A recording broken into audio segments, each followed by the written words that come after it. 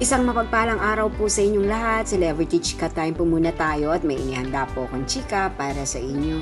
Tara po't magchikahan na po tayo.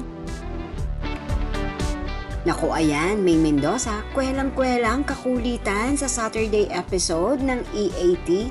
Yes mga makaselebrity chika time, yan po ang ichichika ko sa inyo na lubos rin pong usap-usapan sa social media ng mga netizens, lalong-lalo na nga po ng mga followers at supporters ni Mengay.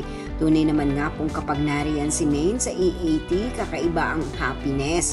Bago po tayo dumako riyan ay nais ko po munang batiin mga team bahay, team abroad at mga seniors natin dyan. Shoutout po sa inyong lahat at happy blessed Sunday po.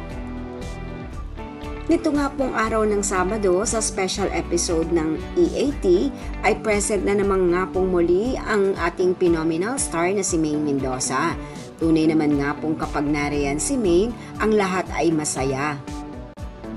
Halos na kompleto po ni Maine ang buong linggo na ito na present sa EAT, kung kaya naman lahat ay tutok sa panunood ng nasabing programa, makita lamang po ang ating Mengay. Lalong-lalo na nga po ang kanyang kakwelahang ginagawa. Narito po at panuorin po natin.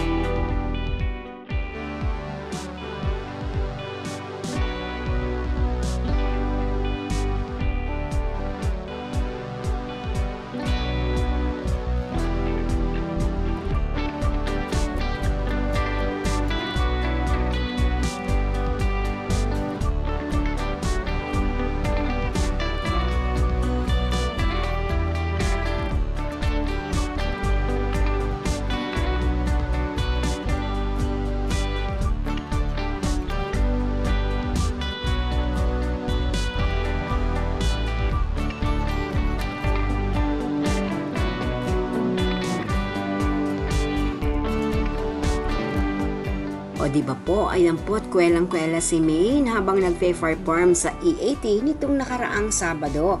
At ang kanyang OOTD, abay fresh na fresh po ang kanyang looks, di po ba? Yan po ang aking chika updates for today. Salamat po sa inyong panonood. Huwag po kalimutang mag-subscribe. Pwede po mag-comment sa ibaba. Basta wag lamang po harsh o nakakasakit sa isa't isa. Salamat po muli. Spread love, not hate.